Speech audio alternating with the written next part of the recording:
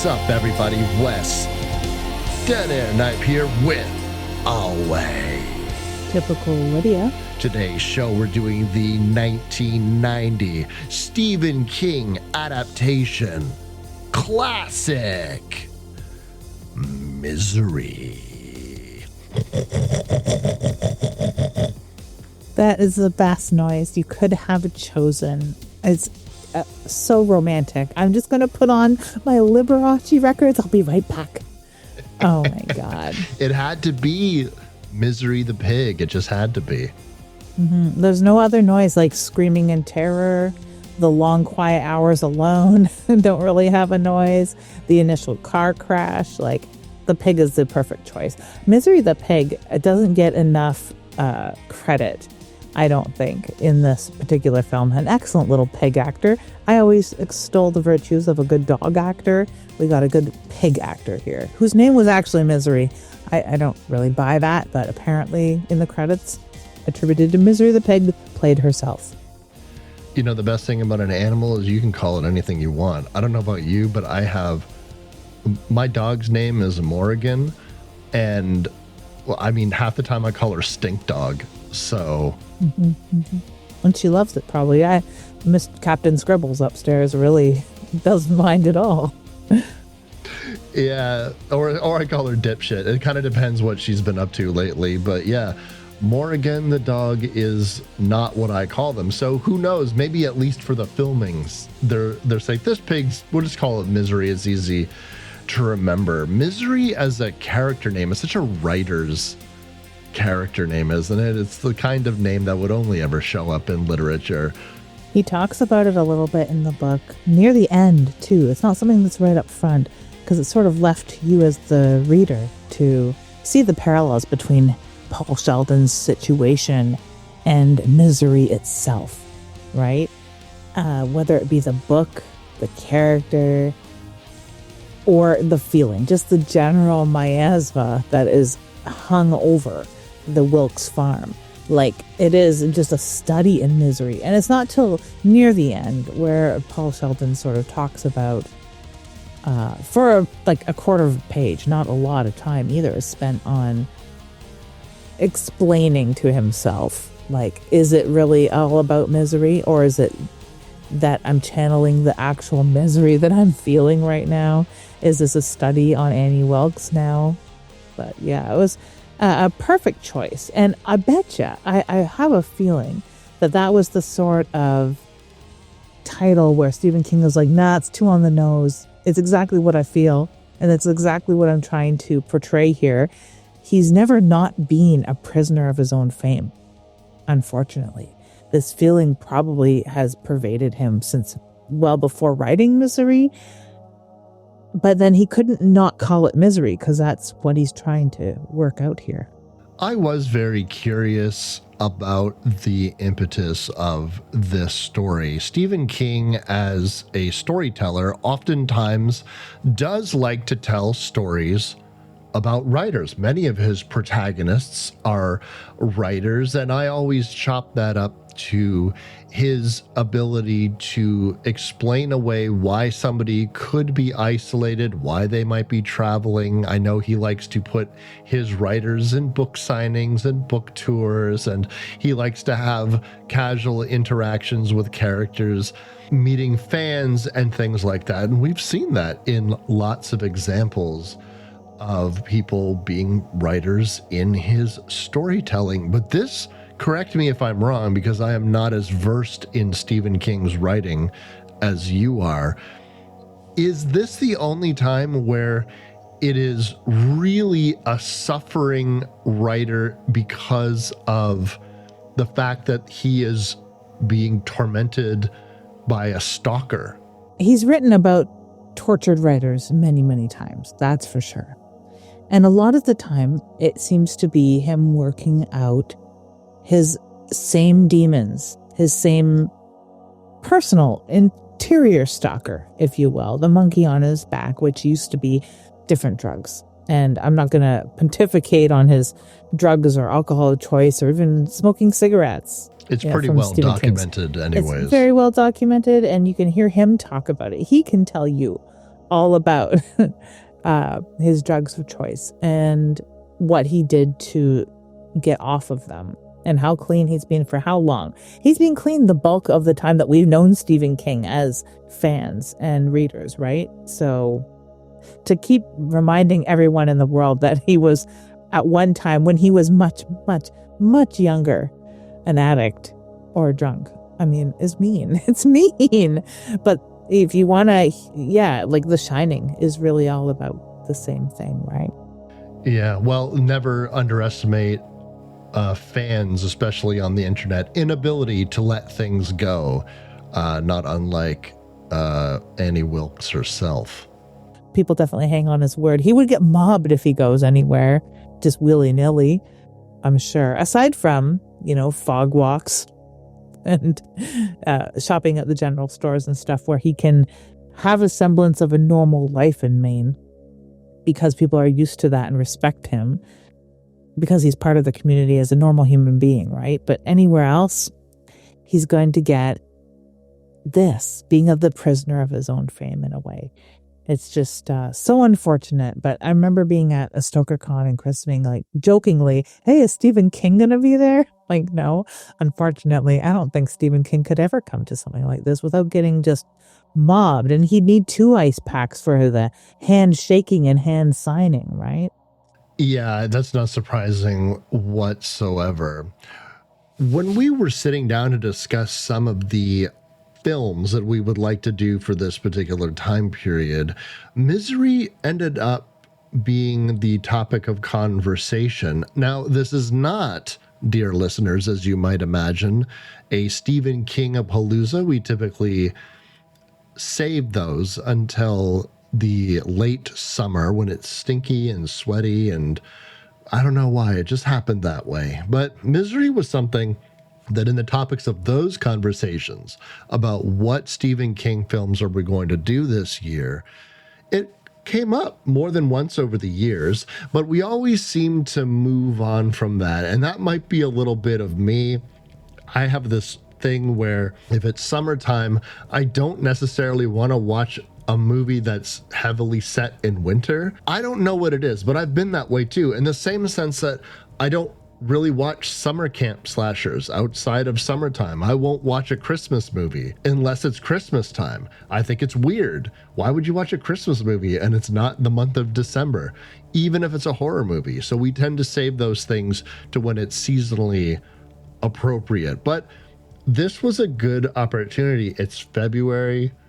There's lots of snow everywhere. And I could imagine myself getting into a car accident, not unlike James Caan. I think that a lot of Stephen King stuff, much like Ray Bradbury stuff, of course, has this summer fall feeling, right?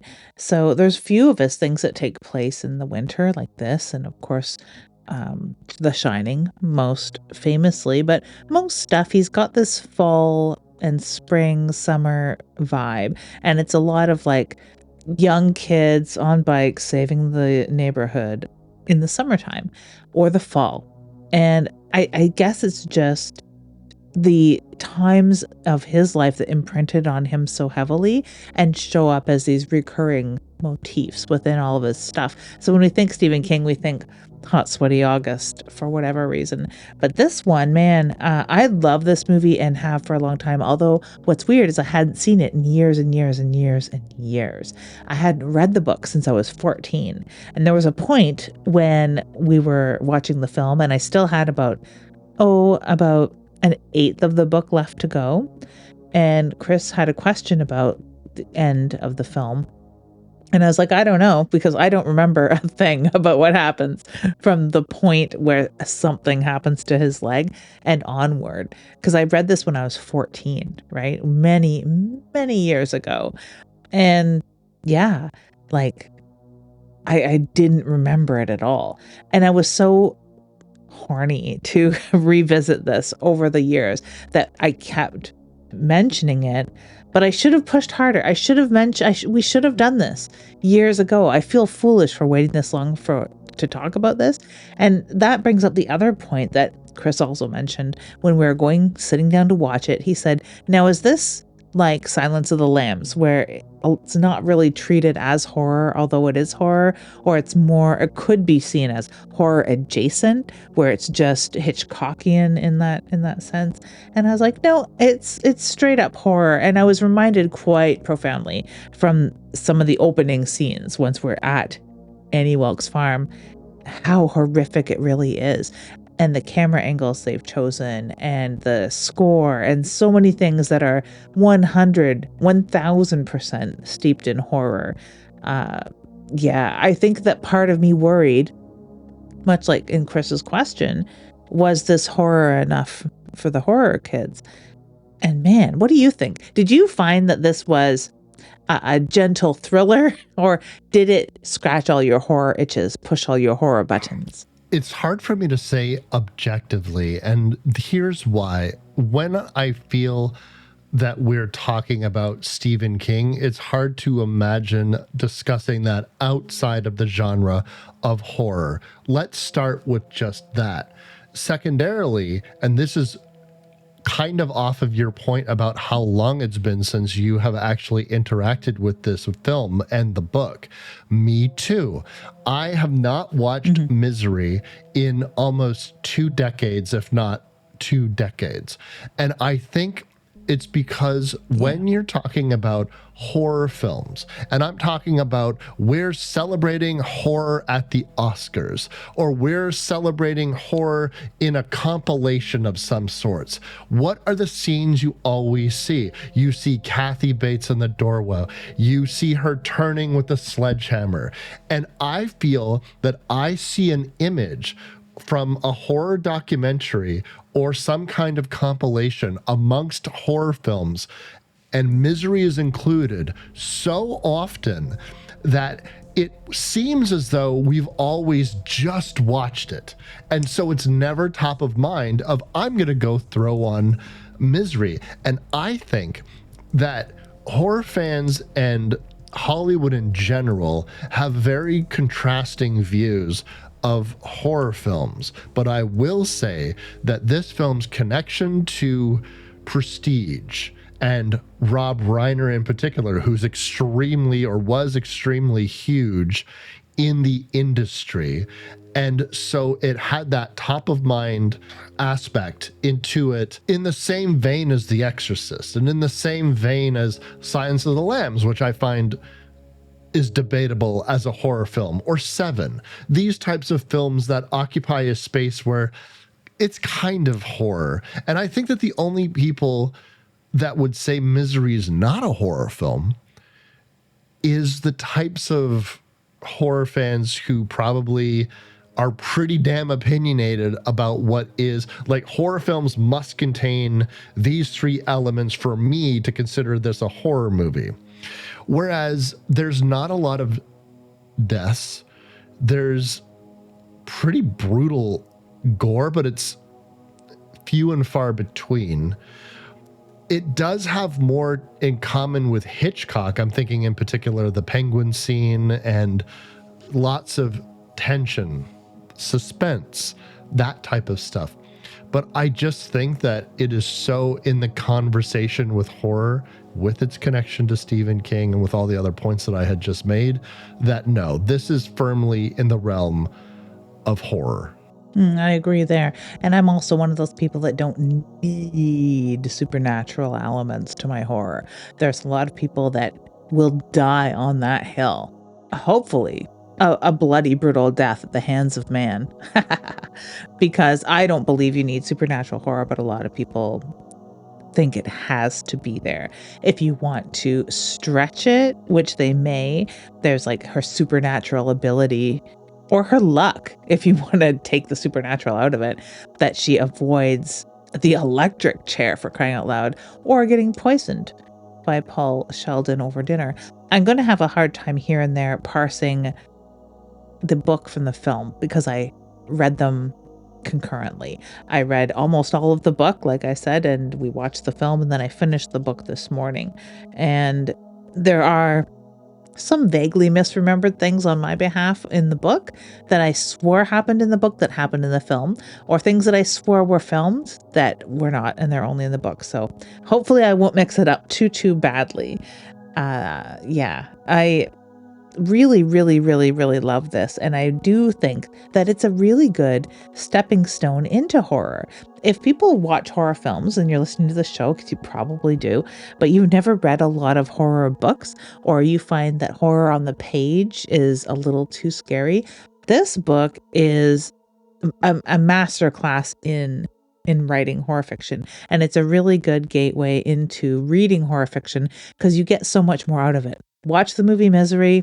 That's great. It's a capsule of what is in the book. It is just the Cole's Notes version, really. They did a really good job with the script, which we'll talk about, but like the book itself expands on so many things, and it's just such a good window into the madness, the loneliness, and the misery of it all. You'll be happy to know that I have also engaged with the book myself.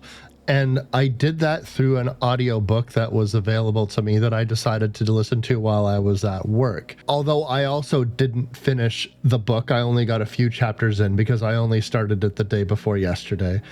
And I started it because I was just very curious about what the differences might be.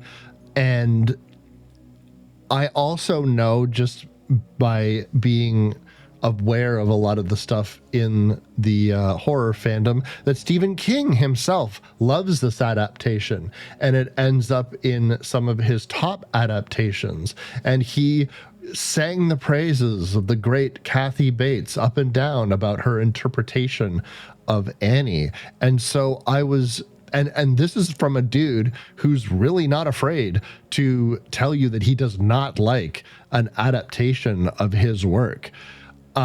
So in that sense, I was just very curious. So, okay, they got it right. How close to the book is this? And it turns out kind of not very close, but also not different. I can see how the confusion would be there because things are out of order and things are far more graphic and brutal in the book than they are. I mean, Annie's a fucking maniac in the book. She really, really, really is. And it doesn't take long for Paul to realize that. Where in the film, even though we don't get a lot of his internal dialogue, of course, right? We don't get any of that. But it's not till way later in the film where he says she's fucking crazy, even if he's muttering it to himself. In the book, it's like the first couple days, he's just like, this lady is not right. And it snowballs from there, where by the half point of the book, he's just like, I don't want to do this because she's fucking crazy. And yeah, it's all on Front Street. I really do like the book. Near the end, there's a lot more engagement from the community, and there's a lot more people showing up, and he's in the newspaper as missing. It's apparent that he's missing. It's apparent people are looking for him, and time is running out, so to speak. And I'd forgotten all of that because I really was trapped, much like Paul Sheldon, in the book, with the book, and reading it very closely as a teenager, and even now, where it seems like it's just him and her entirely for almost the entire whole book. And it seems like the little sheriff and deputy husband and wife team in the Sidewinder, Colorado, or whatever adjoining town, are like a fiction of Rob Reiner's that takes us out of the claustrophobia of the Wilkes farm in the screenplay and serves the screenplay in that way. I'd forgotten entirely that by the end of the book, there are characters sort of like that show up at the house. I'd forgotten entirely. So it was really nice to see where they're making these adjustments for the screenplay so that it flows a little more screenplay-like. It's very cinematic, and they have to do that because they can't just have the two characters alone unless that's what you're doing, right? It takes us out of the house a little bit, gives us a little bit of urgency, shapes Paul Sheldon as a person that is looked for and cared about. And I think it works really well, but I'd forgotten that all that stuff is like at the very end. Yes, if you kept the characters just Annie and Paul together through the entire film, I feel as though the film enters into the realm of being far more experimental than it typically would be for to be accepted by a wide. Then you're kind of like in the realm of Repulsion, or you're in the realm of, I don't know, Buried, or one of those. Death and the Maiden, another one you still need to watch. I swear I'm getting to it, I swear. And Rob Reiner doesn't do experimental, or didn't do, rest in peace and bless his soul. We spent quite some time before recording talking about poor Rob Reiner and just what a wonderful dynamic and dude when it he just seemed comes to be. filmmaking, just a string of unimaginable hits, including Misery, which was mentioned quite frequently upon his death and his wife's death. Horrific murder. But I hate to say it, fuck all that. What is this movie even about anyways? We got to let them know. This is about goblin mode run amok. Now, I need to conceptualize this in today's terms, because we could talk about him using Annie Wilkes as sort of a stand-in for his own problems with alcohol addiction, whatever. Same sort of thing that he's working through with The Shining. And that's a more personal story and a more, like I said, timely story. It was ages ago that he had these problems. He's a very different man now, although he does owe quite a bit to it, like a lot of artists, I guess. And saying owes to it is rude. So I say goblin mode. It's very much goblin mode. She doesn't want anything to change. She doesn't realize the filth and madness that she's surrounded by. She is described as a frumpy, lost in the dark kind of person. She is stuck in her own home. I think this would have been a really good movie to talk about during the height of goblin mode during the COVID pandemic. She is a really good personification of what can happen to you if you're stuck in all your little nooks and crannies of your world. It's the deep darkies come to life entirely. So I felt that I could talk about all of the other things people talk about with this film, as far as it being a personification of the book, his 1001 Nights or Arabian Nights, where he's telling a story to himself, which he talks about a little bit in the book, that he is Scheherazade. Is that how you pronounce her name? I believe so, yeah. Arabian Nights, Scheherazade. How he is his own Scheherazade and telling himself this story to keep himself sane and hope that it will eventually result in his release from this hellish jail that he is in. We could talk about that, but I really felt that it is this personification in Annie Wilkes of madness and trying to control what you can by constantly pulling in on yourself. And then you become this like mad, dark, and depraved person, completely isolated from reality. That's a really interesting way of looking at it. I had always interpreted this, because I'm a bit of a literalist, as we've discussed before, is that, and a lot of praise that this film gets is preconceiving fandom and obsession that drives people to enact brutal acts. Famous people have been killed by their fans before. Stalking is a absolute prevalent aspect of being famous, whether you're a Hollywood actor, a writer, a singer, or whoever. There's lots of examples of these people having their lives made miserable and torn apart by somebody who claims to be their number one fan. But I really enjoy your interpretation of it, because it kind of internalizes it a little bit more and makes it less about that. Stephen King wasn't necessarily being prophetic when he was creating this story anyways, because even by the time Misery was published, there were still lots of examples of insane fandom. I just think that things like the internet causes that sort of thing to spread like wildfire and become a lot more top of mind because it's really hard to ignore. But even in the old analog days of magazines and newscasts, then there was still all of these problems. The internet has only made it far easier to access these famous people and to know where they're going and what they're doing, or slide into their DMs and they can block you, but you can just make another account. So we're really at this fevered pitch in that sort of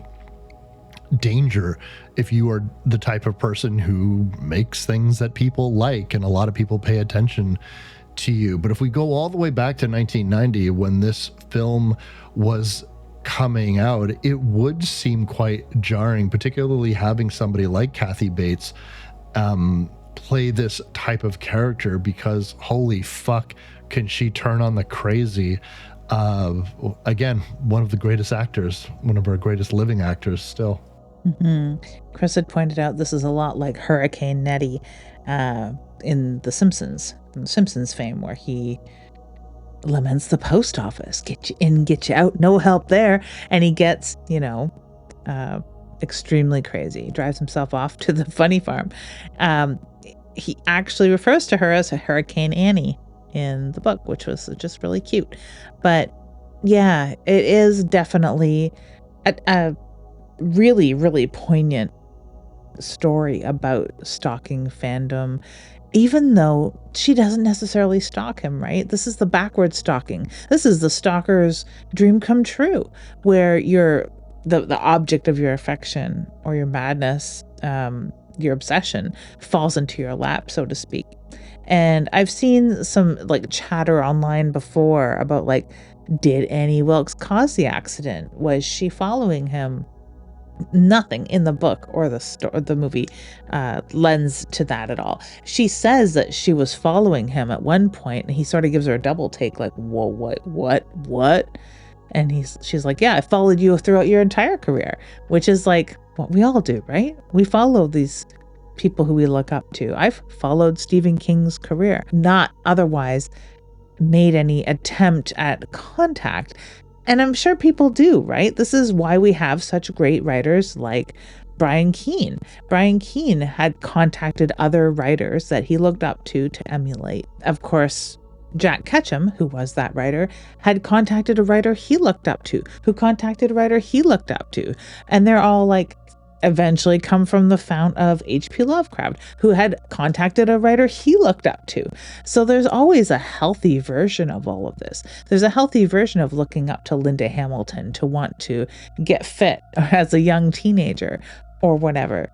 But this is poison and dangerous. There's a really good documentary, I think We're Alone Now, about some of the people obsessed with the singer Tiffany back in the day, which probably would have been in the news well before this or around this. But I don't think writers were really stalked much. So it's nice that writers have something like this to look at as a study in what can go terribly wrong and what to look out for. And I'm sure that this popped into his mind, Stephen King, when he had to grab his gun to fend off someone who had broken into his home because they were an obsessed fan well after this had happened. So it's good to have these stories to arm ourselves and prepare ourselves mentally. And that is something Stephen King has said often, this prepares you for the roller coaster. It seems a little less scary when you can, go through these motions of fear and preparedness in the pages of the book. One of the things that Paul likes to do, Lids, if you must know, to make sure that he stays as level and grounded as humanly possible, it's to be as neurotic and superstitious as I think I've ever seen a character that is done so in a believable way, because he's not lining up toothpicks and acting the fool, but he does have things that make you almost scoff with how ritualistic it is, and almost as if you didn't know that he was one of the best-selling authors of all time and world renowned and a millionaire because people love his writing so much, you would think that he was some fucking grad student that had never written anything in their entire life, because he's got the champagne, the single cigarette with the stick match right next to it. And you're like, why do you need, like, the cigarette needs to be here and the stick match needs to be here and the champagne needs to, the Dom Perignon, excuse me, or Dom Perignon or whatever. Dom Perignon, or Dom Perignon in the film, which it's such a great scene because, you know, she's read this. She's never talked to anyone about her fandom ever. She's never even asked someone about Dom Perignon. And yeah, when she went to buy that bottle, I'm sure they just let her pronounce it wrong too, because how do you argue with someone like Hurricane Annie? A lot of this comes from the Stephen King apparent ritual that he undertakes when he's done a first draft of a manuscript and drinks a glass of Cristal, which is way more expensive than Dom Perignon, but whatever. Yeah, and I don't know if he smokes a cigar or did or still does. I don't know.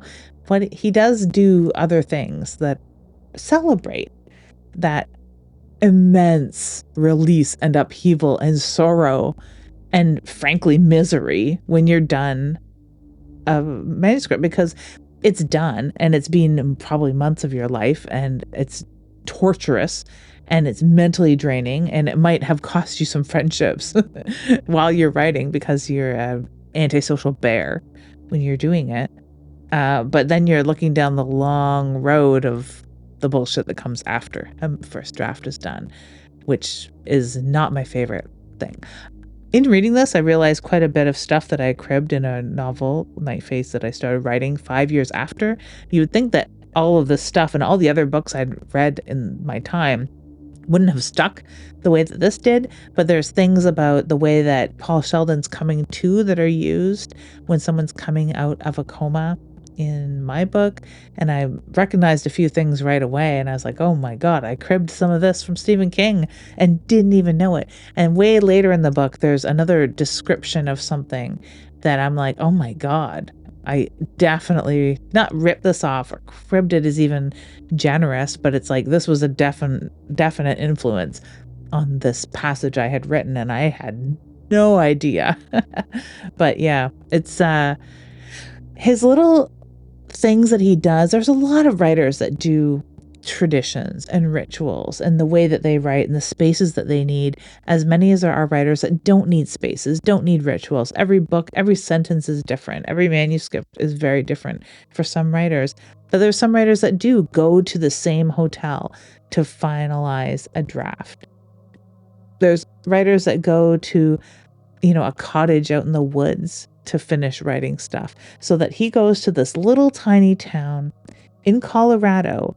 And according to the book, it's 10 years after the Overlook Hotel and not too far away from it.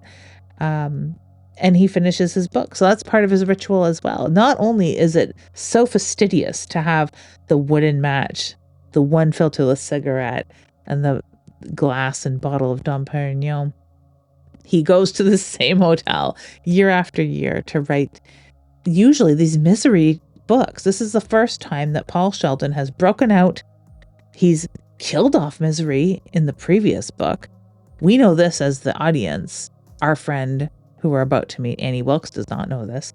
And he's written a book untitled, but it's a completely different story. It doesn't feature misery. It has swearing. It has lock-picking, bank robbers, bullshit, and fast cars, Wes.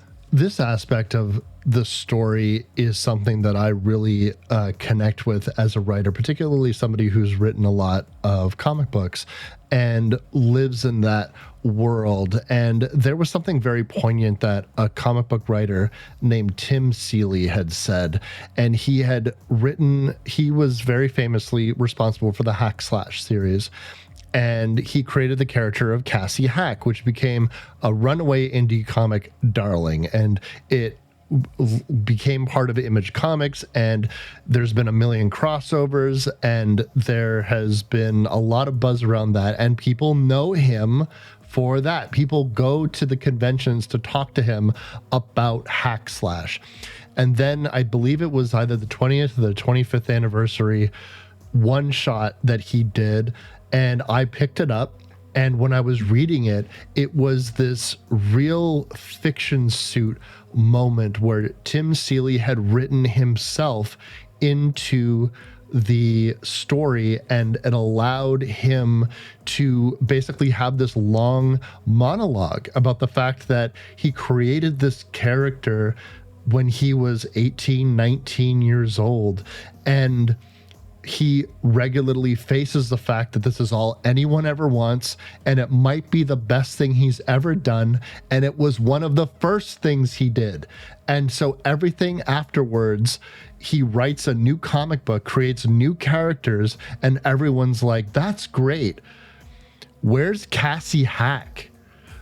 And I so felt that to my soul, and I was curious, and if I ever in front of him, I'm gonna ask him, I was like, did you ever get any people coming up to you and basically saying, sorry, all I ever want to do is talk about Hack Slash? Because I think that it would drive you mad. And I've had lots of instances in which some of the stuff that I created when I was like 15, 16, 17 years old, characters that I had created that are now part of the Teresa universe in that comic book that I have online, these were all characters that I created a long time ago, and yet it was the only thing that ever seemed to click with people. And so I understand why Paul would just be like, I need to kill this character so I can move on. And he almost as if he thinks that the fans would let it go. But I mean, as we probably know, living in the real world, he could kill that character off, and people are going to ask him about it every single day until he dies. Pretty much. I'm really glad that although Stephen King has written serials and he is in the middle of like the Holly mysteries, and you know, there's characters that he's very well known for, like Roland and the Gunslinger, it's never been all he does. Sure, there's been that feeling, again, to go to The Simpsons, where Marge meets him at some sort of fair and asks him to get back to him regarding horror, which is adorable. But he was living that reality, and that was another thing that sparked this story, was the fan backlash when he wrote Eyes of the Dragon. He broke out of horror and people were not having it, which is crazy. I loved Eyes of the Dragon, but I was that demographic when I read it. I was a young kid. It's a kid's story. He wrote a fairy tale, a dark fairy tale, and no one fucking liked it. And boy, were they going to hate Gunslinger when the fucking Dark Tower shit came out, because that was him just warming up with that, right? But yeah, backlash, dealing with that backlash. I'm glad that he wrote this sort of dirge on a writer trying in vain to murder a character, if you want to look at it the way Annie Wilkes does. Who does not take kindly to it. But I just find this whole aspect of the story really great, a really strong aspect of the story. Just watching a writer try to get out from under his own creations and try to create something new. Now, one of his rituals lids, not only does he have an old leather ledger that he likes to put his manuscripts in, he also needs to drive a 1965 Mustang in some of the worst weather conditions. The snow is literally being heaped onto the car as he's driving. And I'd be like, bro, at least turn your radio down. It's looking pretty hairy out there. And this is a sticky snow. It's almost like his car gets spray painted with insulation or something, or fire resistant powder or whatnot. But he goes careening off of a cliff and down a ditch, and you think he might be done for. But just so happens, in a bit of serendipity, or whatever the negative version of serendipity is. I suppose serendipity is neutral. But he is rescued. He is hoisted over the shoulders of a figure we don't see and brought to safety. He's going to come to in a cozy bed, in a cozy farmhouse, It's very picturesque, and under any other circumstances, this would be great. He is in immense pain, and he is attached to an IV, and looking up at him, smiling, sweet, matronly, if you will, is Annie Wilkes. A real angel of a nurse. She happens to be a nurse, which is handy because she's got this IV really close by and lets him know that the roads are closed, the storm is bad, but she'll get him to a hospital as soon as she can. Lies. We know it's lies. And we would have known it's lies from the trailers if we would have watched those, because the trailers painted her to be a Hitchcockian villain from the get-go. But we want to, suspend disbelief, remain disarmed. She looks just that, disarming. She looks sweet. And it's this motherly look that Kathy Bates has always had. Part of why she was chosen for this role, I'm sure. And just her range and her dynamic and her understanding of madness. Watched quite a bit of interviews and stuff this morning about her talking about her love of this role and just how she was uniquely prepared for it because she had played a lot of like insane people basically on the stage. So had done a lot of reading and writing, and having to portray this on the stage, you have to bring 110% or else you can't see it from the fifth row, right? So she's just very good at the physicality of this. So I can see how she could pull the wool over his eyes quite briefly to, play the part of savior, because she really was. He was going to die. He would have died from blood loss. He would have died from his injuries, and his injuries are horrific. And this is immediately where this story enters horror, because she shows him the state of his legs. And we owe this to K&B Effects, who have done a fantastic job on the makeup of these bloated, broken, bruised, battered legs. And it is as gross as some of the stuff we're going to see later on in the film. I was kind of taken aback because I didn't remember it being that grotesque right away. I did remember the leg scenes because they're so unnaturally puffy. It's just, you could imagine how tender and achy and god awful that would be. And it's all compounded by the fact that he's not actually in a hospital. Now, he's under the best of care, and this seems to be the greatest circumstance of all time, because he was in a horrific accident and he probably would have died, but he was rescued. And wouldn't you know it, he was rescued by somebody who not only knows who he is, but has the profession to know exactly what to do. And now she does assure him that even though the roads are blocked in from snow and the phone lines aren't working, it makes sense during these hard winters, particularly if we're not that far from the Overlook Hotel. And he just has to wait it out. Now, he's quite concerned, obviously, because his publisher is expecting him, and also his daughter's birthday is coming up, and he definitely wants to speak to her as well. But all he really has to do at this juncture is just sit back, relax, take his medicine, and just get better and wait out the storm. I do like these introductory scenes. She seems to be a stout and capable woman, the sort of nurse you would want. Her bedside manner is appropriate. Her house is handsome and cozy.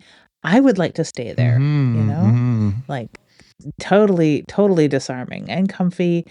We don't, if we were going into this sight unseen, I hadn't seen a trailer, we'd be wondering how this is labeled a horror film. It's so funny. In Stephen King's book, he really goes out of his way. I know Stephen King has a way with words, as we know. He goes out of his way to talk about how stout and unfeminine that Annie Wilkes is, even to the point and saying that at one point she has absolutely no curvature that would identify her as a woman as far as he's concerned. And he goes out of his way to talk about how bad her fucking breath stinks and how putrid the whole thing is. He refers to her as monolithic at one point. And you just envision just like a hunk of fucking solid granite in a wool skirt. The costuming here really helps. drive that home, where we don't have the internal dialogue of Paul Sheldon, unfortunately, because it is colorful. Believe me. So we don't have that to help guide what we think he is seeing, but we have fantastic direction on behalf of Rob Reiner and his crew and the makeup and hair people specifically. I really love the transformations that are so subtle that her hair undergoes in this, but we have that sort of straight frumpy thing, and he talks about her frumpy clothes and her very thick cable knit sweaters and things that add to that vision of this monolith, this tree stump of a woman, right?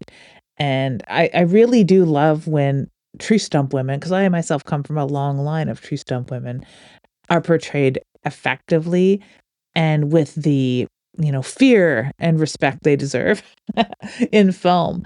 But they have to do this to Kathy Bates, who is a curvy woman and was a curvy woman, and they have to like really dress her in these boxy monotone things to help bring forward that boxy monotone person that they're trying to build, right?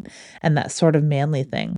The only thing we don't really see a lot of, she stays sort of feminine, almost like in a Puritan sense, with her Buster Browns and wearing a lot of brown and gray and skirts and dresses, where in the book she does wear jeans and dresses a little manly when she's going into town and things like that, and when she's doing yard chores and mowing the lawn and things.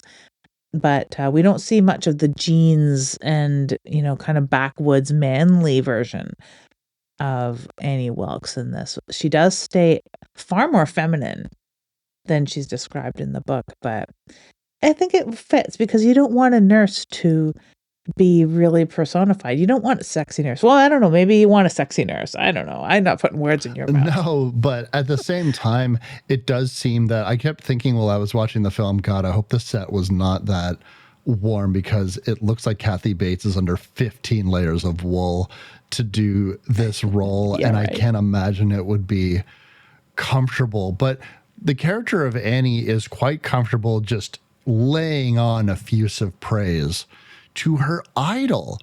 Paul, could you imagine? Think of some writer that you idolize, or actor or singer or whomever, and they are being nursed to health by you in a bed.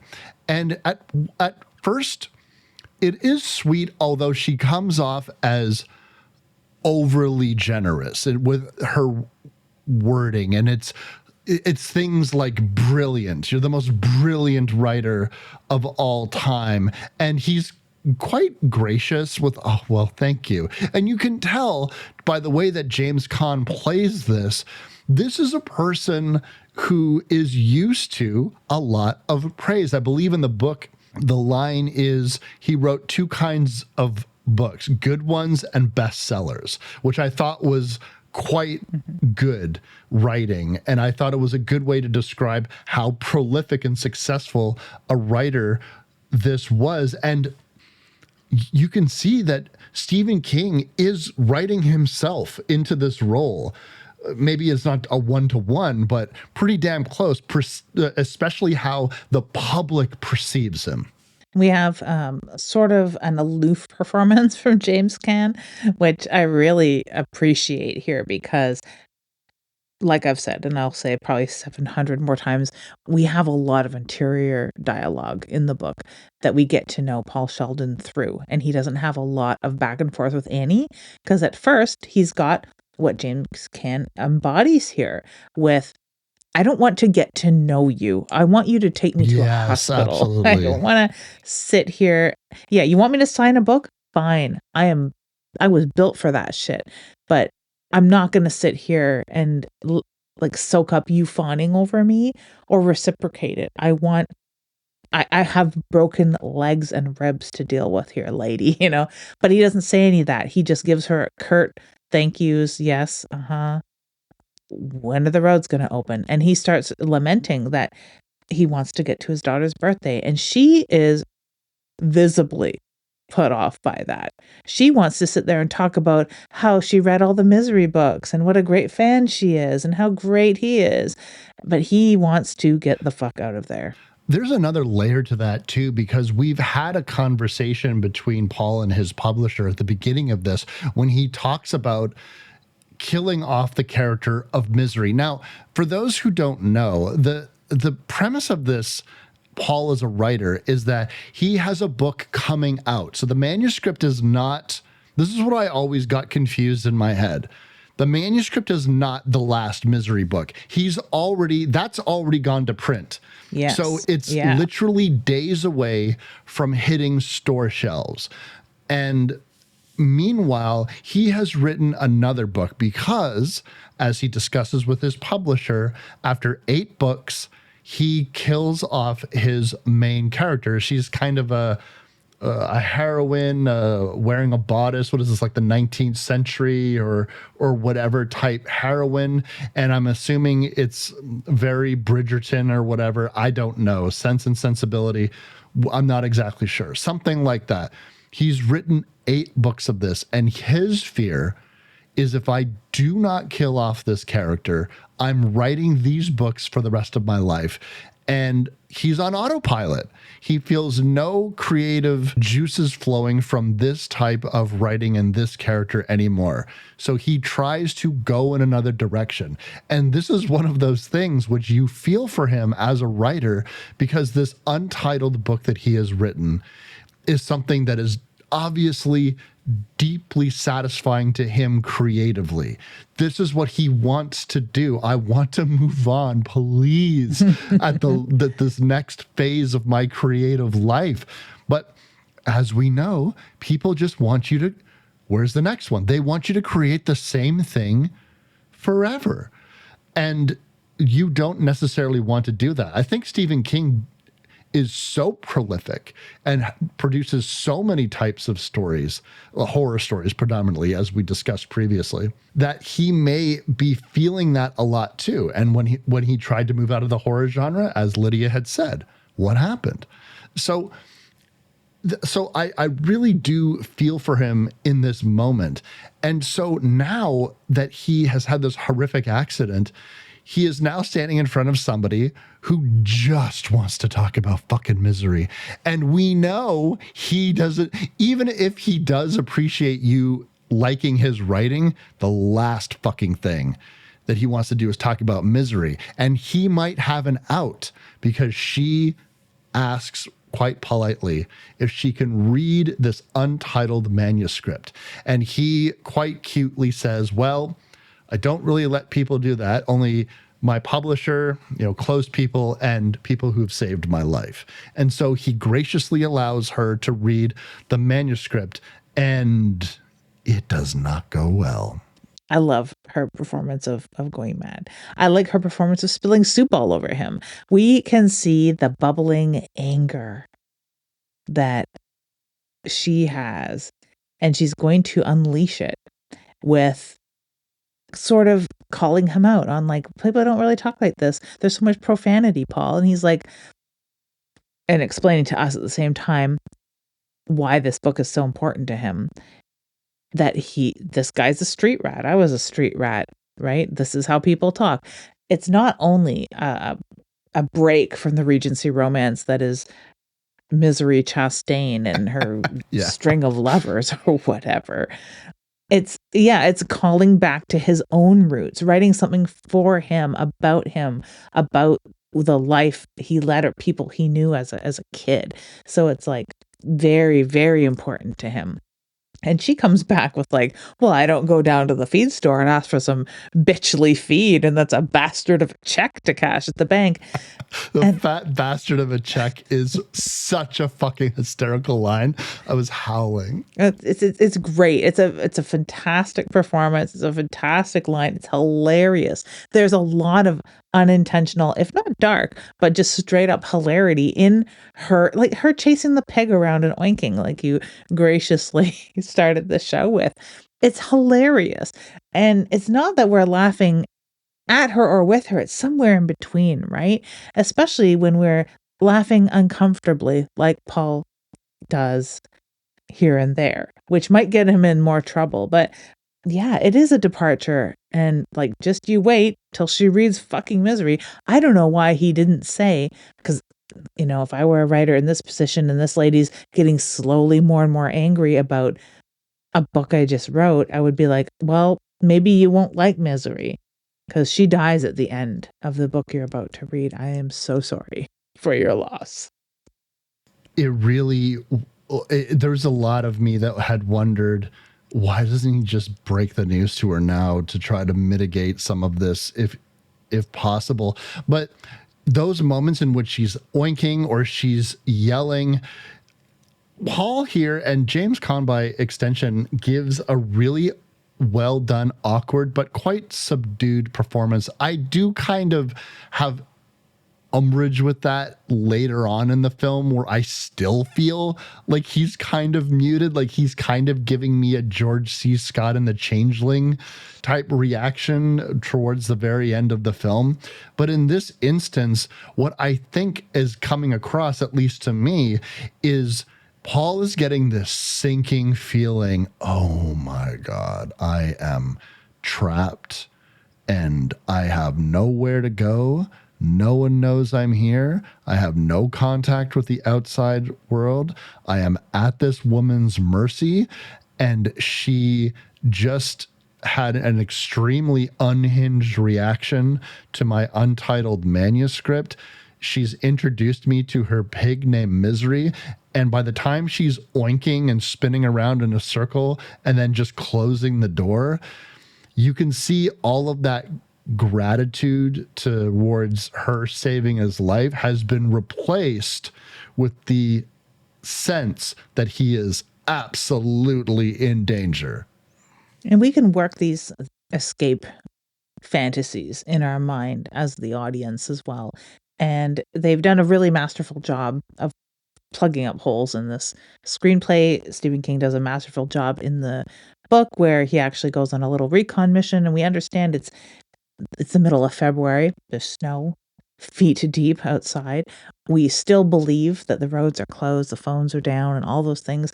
You have this claustrophobic sense with the sound design because you can kind of maybe subconsciously hear the snow falling outside, and you can hear how cold it is and how nice and cozy and safe it is inside, even though he's trapped at the whims of a mad woman. He can't go anywhere. He can't hardly, he tries to go on a little recon mission here, and we see he can't move. At this point doesn't have a wheelchair or anything. He's not mobile on his own. So he can't like very well drag himself to the neighbors. There isn't a neighbor for miles. Like I really do like the way that they've set this up. So no matter what we think, aside from maybe saying, you're not going to like the next Misery book, she might just shoot him in the head at this point. We don't know. This girl is so unpredictable, and she remains that way going forward. I really do like that she also, aside from being like a mad woman, reminds me of people I've known. It's always that sort of countryside chic that I can relate to. So you do feel a little bit of empathy for her. Like something has happened to this woman to make her behave with these hair trigger emotions. I kept getting that sense as well. And I was wondering if this temper was something that developed over time. Was this something that she had been suffering with since she was a little girl? Now, we can guess by some context clues, probably. But it's interesting that right now we really don't know what this is. Later on, she'll throw out a line about one of the reasons why she is isolated is because of her temper. And we don't really know the extent of that. We're watching a Stephen King adaptation, so we have some guesses where it might be going. But at this juncture, we don't know. But what Paul knows for sure is that the lies are starting to unravel, because Annie has gone into town, and then this story about, well, she isn't able to call anybody and they aren't able to drive anywhere, and it's because, oh, the roads are down, the phones are down, but yet she has driven in to town unbeknownst to him, and she'll tell him that casually, but then she'll also say that she was talking to the doctor. So wait, you can drive out of here? Oh no, actually just my road that goes into town, but the hospital to get here, that road's not down. Oh, you can use your phone? You were talking to the surgeon? Oh, well, I could call from town, but my phone still doesn't work. So if you want to talk to your daughter or anybody, you're going to have to wait until tomorrow.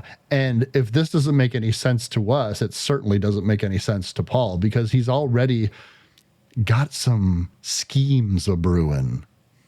In the book, he's also realizing the fact that he's addicted to this very powerful opiate-like Novril, and there's no drug like Novril, but I suppose it's like Demerol or something, where it does a very good job of sending you away on a little cloud far away from your pain, but it's highly, highly, highly addictive.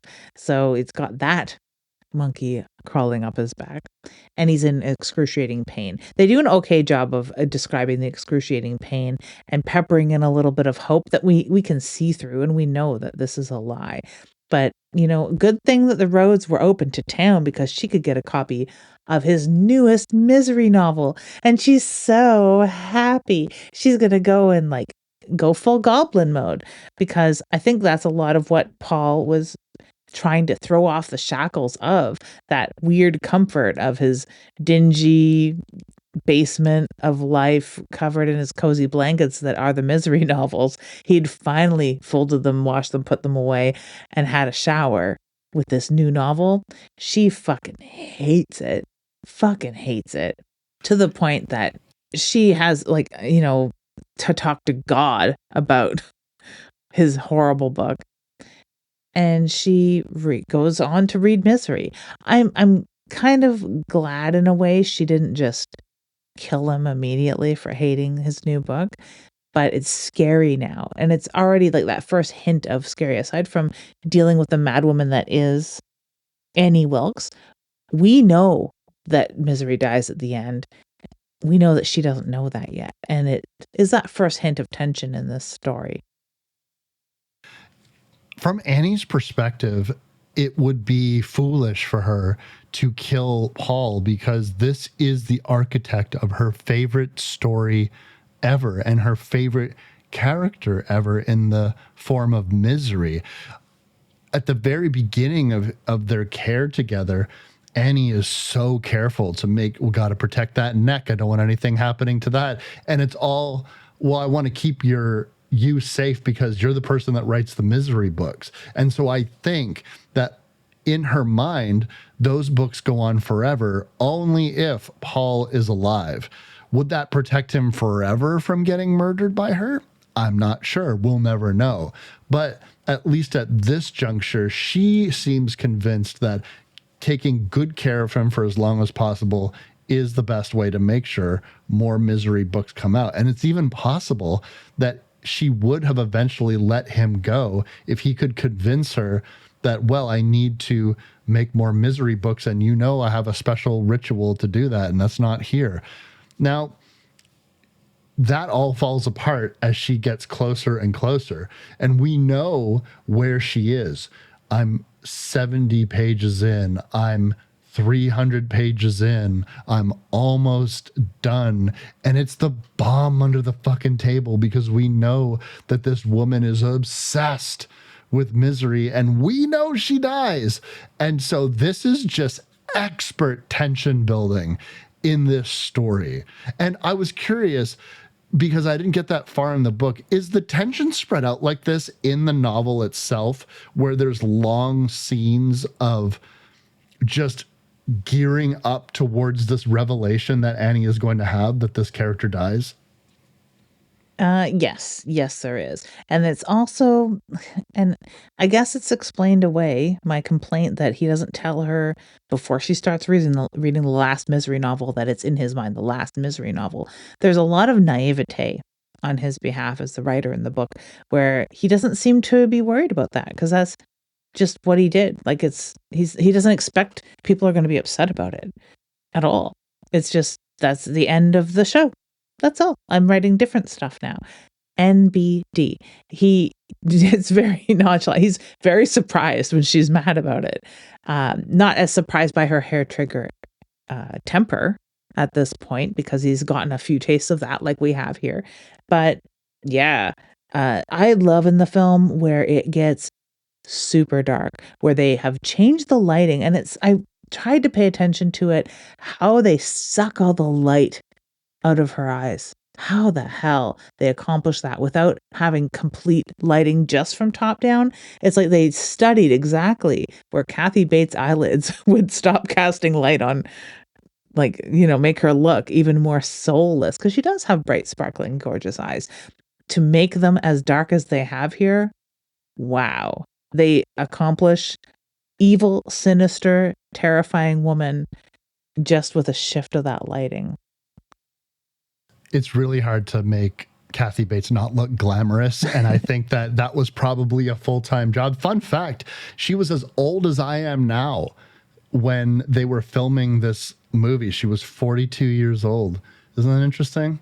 Wow. I watched her acceptance speech for her Oscar and some behind the scenes interview after, and I thought, wow, how well spoken. I know she's a theater actress, and they often are very well spoken, very intelligent and all that, but just how rehearsed she seemed to be and just how put together and perfect.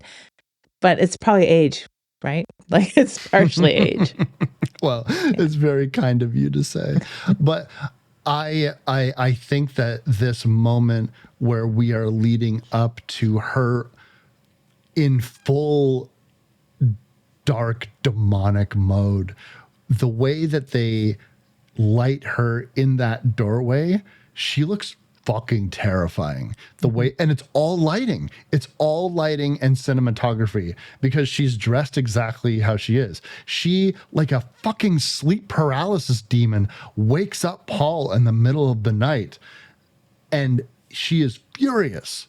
She is so screeching mad, and he tries to diffuse it with writer logic. And I've noticed this a lot about his explanation. They're slum kids. I was a slum kid. This is how we talk. And lots of people at this time period died during childbirth. And that's how Misery dies. And he just, like you had said, I'm done with this story, and this is what happens to her, and this is as good as any. Not too graphic. It's not like she's a young woman. I'm not gonna put a fucking meat cleaver in her brain. So let's put a very common and tragic natural death that ends up happening because of how fucking stupid humans were at medicine. And so we'll do that. And she hates it. And you can see he's trying to reason with her, but she is smashing furniture. She ain't spilling soup anymore. She is at the peak of fiery madness, and she storms out of there as quickly as she shows up. And probably because she thinks that she almost would have killed him in that very moment. If not for that piece of furniture she smashed on the wall, it probably would have been his fucking head. I really like where he kind of explains it away with, she just slipped away. She just slipped away. And she comes back with, you murdered her. So we get that clash of psyche here where Misery has been murdered in her mind by her favorite person. Imagine that torn feeling that the mad woman Annie Wilkes is feeling right now, where her favorite person in the world has murdered her favorite person in the world. Like, wow, no wonder she's smashing furniture. In the book, she abandons him for 3 days. God knows where she goes. She goes to the laughing place, whatever that is, where I would think that is a sanatorium, but it's obviously not, because she doesn't interact with other people. She's 100% goblin mode, right? So yeah, she leaves him here for 3 days at this point.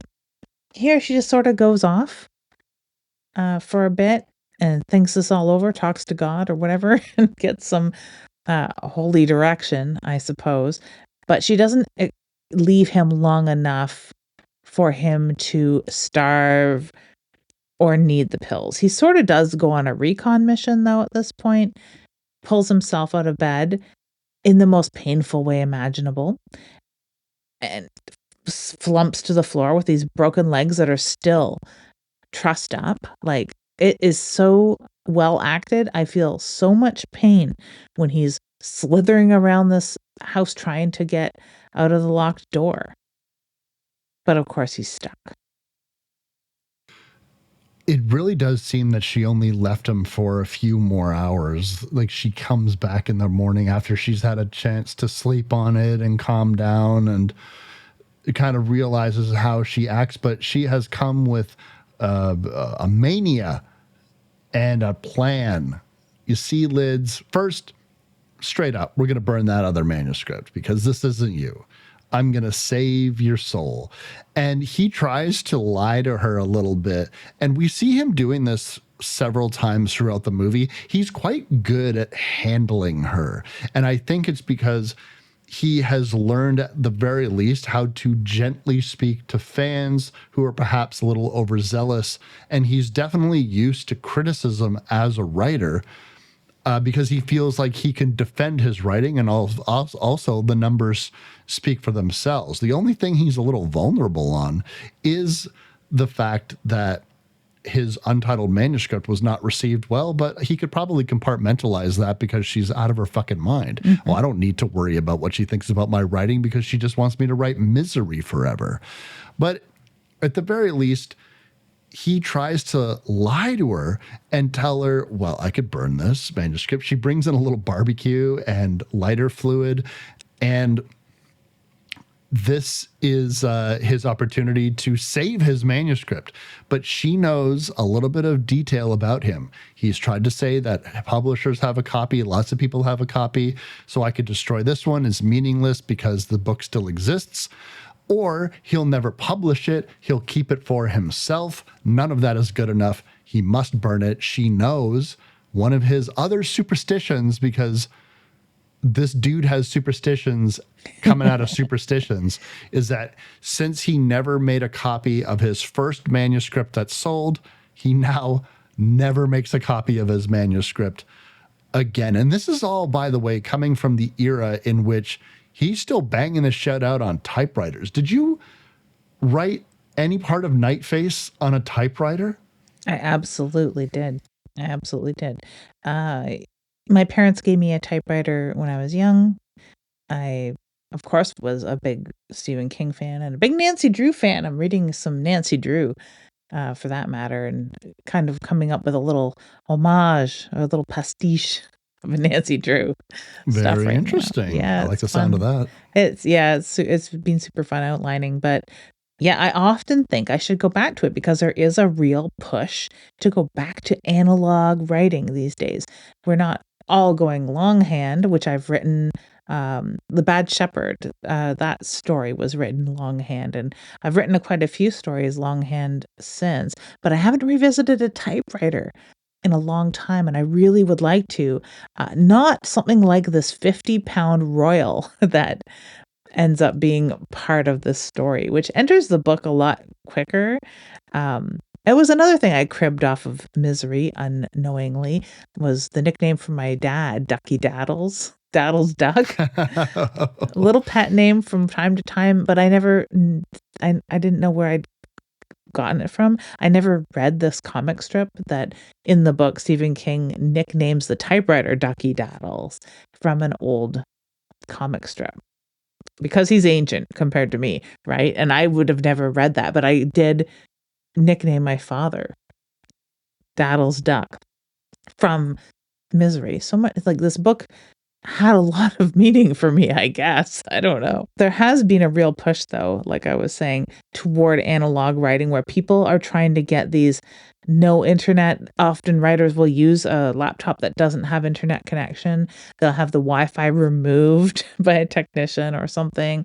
Or if there's a switch, they love the ones with a switch that you can turn it off and then they just break the fucking switch.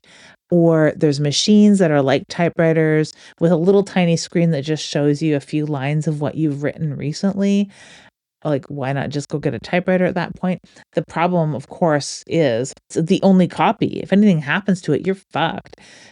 Editing, I print everything out to edit still. I don't like not having that tactile relationship with the manuscript. There's a lot of writers out there like that, just as many writers as there are that are 100% digital, because word processing was magic to writers of a certain age. Literal magic. You didn't have to actually get scissors out and cut a manuscript in pieces and tape it back together in a different order if you wanted to move a paragraph. Like, I don't know if today's writers that are 100% digital and have always been can really understand that, like how locked in you were to the medium at the time and how that shaped books. Because there's probably a lot of books out there that authors would have moved chapters around, but they're like, oh, fuck, man, having to go back and do that all over again. There's many writers, and I think was Paul Sheldon's idea because he'd mentioned it sort of briefly about having to retype it. He would, and writers do this now, even digitally, they'll print off the manuscript, set it to the side, and look at it and retype it so that they can make some changes or identify some changes as they're retyping the entire thing, which can be a really big chore when you're talking about 100,000 word project, right? So yeah, I definitely used a typewriter.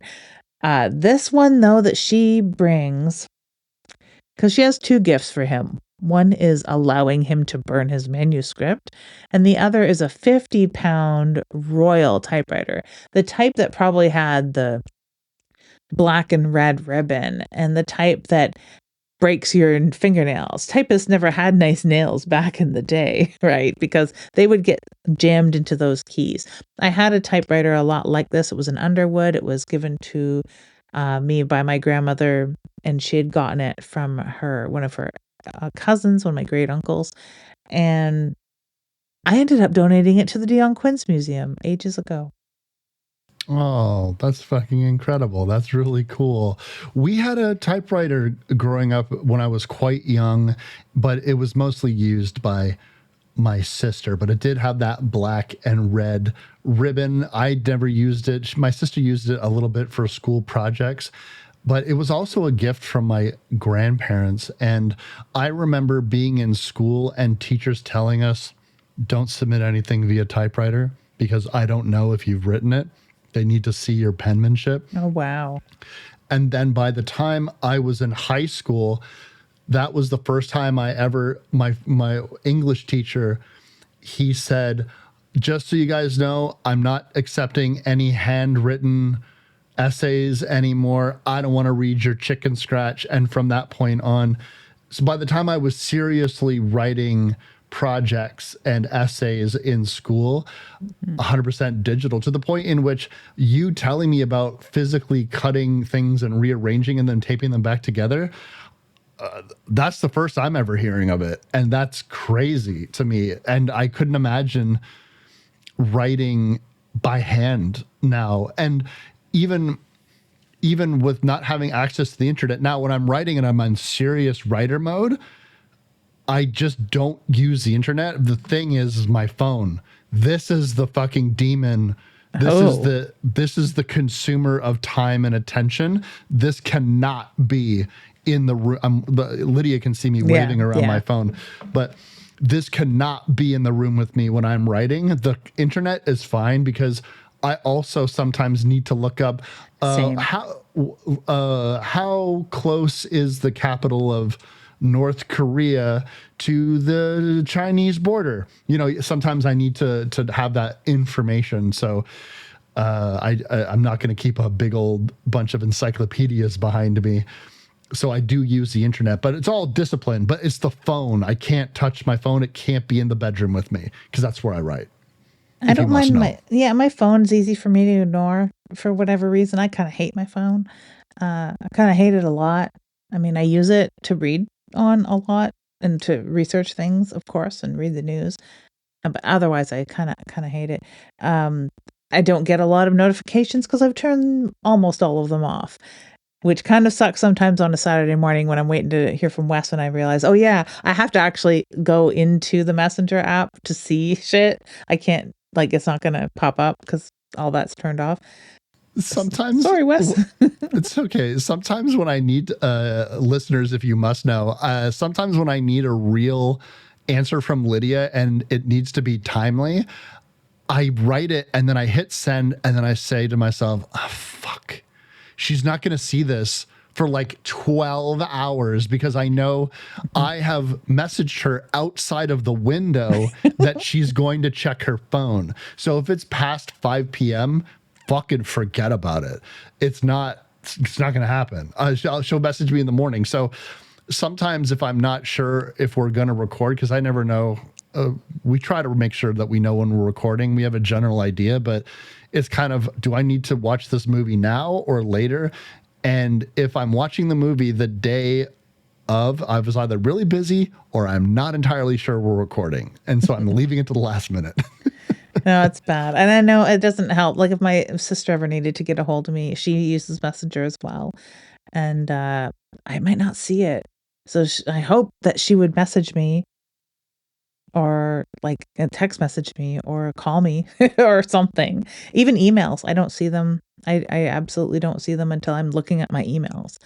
Like I don't check notifications to catch up on things either. But yeah, the Night Face manuscript went through a bit of ups and downs because it was originally 100% typed. And then I wasn't using my typewriter anymore and I put it all into a word processor. At the time, I was on a Mac and I typed it all up and I was working on it there and I was just rewriting the last half. And I had moved, for whatever reason, half of the manuscript to a digital assistant that I was using. And I was working on it at work. And something happened to my computer. I lost the entire manuscript. By that point, I had also ditched and changed so much from the typewritten version that it was useless, or like, I don't even think I had all the typewritten version. And actually, I don't think I had moved it all to the digital assistant. I had also printed it out and was working on edits in that fashion. So I had to pay somebody to retype the whole beginning from another manuscript and then re-edit the entire thing. And then by that point, it was getting ready for a submission to Dorchester Press. They were having a contest at the time, and I wanted to get it ready. So I was under the gun and had I was kind of kicking myself for digitizing it in the first place because now I had to pay somebody to retype it. Somebody who didn't really read horror and got scared of certain scenes. It was reading a jump scare for her because she's typing it, right? She wasn't just only reading it closely. She was typing along. And yeah, it was really, really a pain in the butt. That's why I do write longhand now, but I digitize it pretty much immediately and keep several copies. Paul can learn a thing or two from you because he is now without his untitled manuscript and now he is in a room which will be his writer's room next to the window. He's in a wheelchair. And this is another old-fashioned aspect of writing because we're going to get into the very exciting world of paper grain and what that type of paper is going to react to the typewriter. Now, Annie knows very little about paper grain and so just naturally buys the most expensive paper that she can. Paul lets them know that this paper isn't good and it's because it smudges. And once he demonstrates writing out smudge and then it smudges, he asked Annie to go get this other specific type of paper at a stationery store. And she loses it and rants and raves. I do all of this for you and you still want more. It's not good enough. And how dare you? But she stomps off and does it, leaving Paul alone. I really do like the mention of the paper and that he wants a proper bond and not this corrosible bull crap where it's erasable typewriter paper. But yeah, it was prone to smudging. And in the book, he elaborates that even just flipping through it, it's going to smudge all over. Because she makes it out like, oh, it's not smudging very much. It's no big deal. I can still read it. But it's like, yeah, but it's going to get a lot of work, right? Flipping back and forth, referring to it, you reading it, if someone else ever reads it, like it's just gonna like it's going to disappear entirely. I do write with erasable pen, which kind of sucks because if you take your blow dryer on high, you can end up with a blank page. I use it for my French lessons all of the time. I really, Oh, yeah, it's really handy. You can fill something out or write something or sketch something and then just take some heat to it or leave it in the sun on a hot day and it will all disappear. But it is erasable, which is handy. You do kind of get the idea of the tools that are needed, although it's not as noticeable in the movie. He's going to have things like paper clips and whiteout, I guess, at the time, or typewriter eraser, which is a white kind of powdery strip, and you stick the strip in the typewriter, back up, and retype the letters, and it prints white over top the black so that you can go back again. There was an eraser strip on the typewriter that I used to have, which was really handy. It also had a memory. So if something happened to the paper, it would have captured the last 2 lines, I think it was, so that if something happened to the paper, you could stick a new piece of paper in and hit go, and it would just retype the last 2 lines for you. It was really handy. But that was the wizardry of electricity. I like at this point in the story, in the screenplay, in the film, we do get a break from all this action.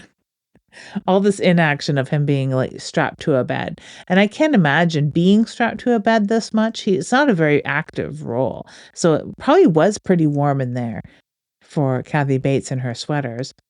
When you have Ken in a bed all of this time, you kind of don't keep the blood moving. You kind of prone to chilliness. It probably was warm.